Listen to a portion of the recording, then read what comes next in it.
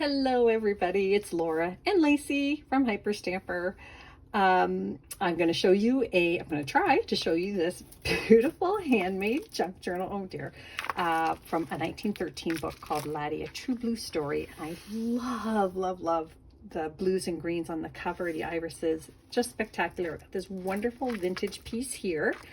And again, a wonderful spine, and I put some of my vintage beads and strung them up. And so the book is intact, and let me take you on a little journey inside, if Lacey will allow me to. Lacey, you just stay there and hold the book for me. Thank you. So here we go. This book, again, the front pages are all intact here, 1913. Whoopsie. And I've done a lot of really fun clusters in here. That's the original first plate of the book. And of course, there's the publisher's page there, 1913. More fun clusters with embroidery. And this is a really great dictionary page from the 1930s. Some beautiful botanicals there. And look at this wonderful 1903 plate from a Beatrix Potter book. And that's, I believe, is Miss Moppet. I love it. And then this is just a little journaling spot here. Fun cluster, pocket at the back. This is from 1925. It's a wonderful art education book page. And you could even color this in if you'd like. It's just a wonderful little page there. Some vintage paper here, and a 1950s embroidery piece here. A 1955 Polish embroidery plate here. Just stunning. I'll get rid of that piece of paper there. And then I have this really fun postcard. It's a silly one, but they did send silly postcards back in the early 1900s, and this one is from 1913. And I just love the handwritten notes on here. This one went to Rochester, New York. And let's see, here is an advertisement, and this is from the 1940s, I believe. A furnace company. It's kind of fun, a bright orange paper. This is an awesome piece. I've actually been holding on to this for quite a long time because I had a client who collected dolls, and just in case she wanted more doll ephemera, I had this, but it's time to let it go. Look at all these beautiful doll pieces in here. Just lovely. That is from the 1940s. I love that one. Another 1925 art education page. Another plate here from this book. And this is from 1968 here. The Funny Bones game. Remember that one? If you're my age, please say yes. Please say yes. And this is from the 1880s, 1882. That Jam did it. Give the little boys a chance, and then some wonderful images and words here from a lessons book. I think it's wonderful. 1930s children's book page here, and another plate here. Stories from the World at Work. This is from 1852, this page here, a history book. And look at the wonderful natural aging and foxing on there. I love it. 1905 map here. And I think it is stunning. There's the the Peninsula, Lower California. Isn't that neat? Oh, I just love it so much. More vintage paper here and here. This is from the 1850s. Look at this. This would have been hand colored. Can you believe that? Look at that. It is stunning. And you can even see the little bleed marks on it. Just wonderful. I love it. There is a plate from a 1950s book, Stories of the World at Work. And then here is a little 1940s children's book page here. You can journal up here, and I love the title of these pages. They're yesterday's. Another fun little place here for journaling. I put paper from an antique book on the front and back of that one. Spot up here. Another wonderful plate here, and we've got a vintage recipe book page here from the 50s. Wonderful clusters here.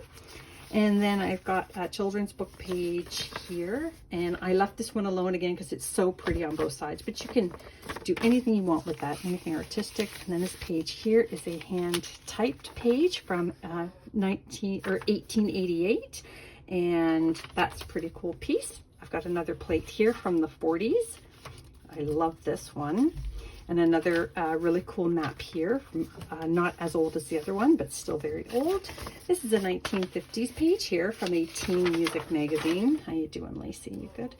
And that is got all the music and advertisements on it there. Whoop, sorry.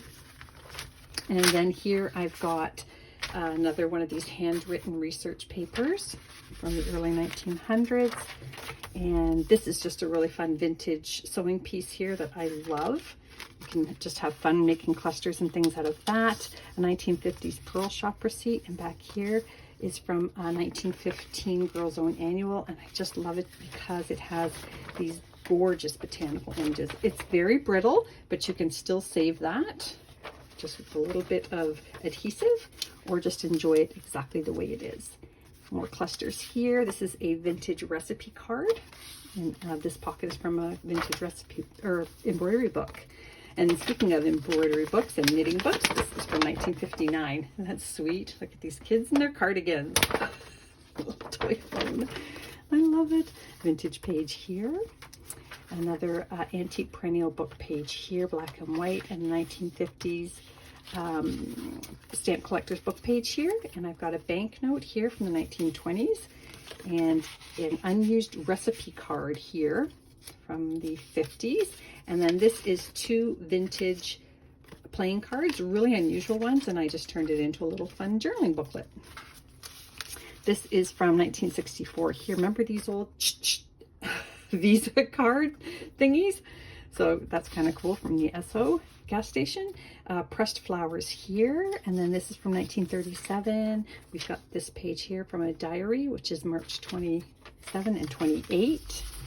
And then I also have here this beautiful little wildlife page here. We've got squirrels up here and possums, a deer over here from the 1930s.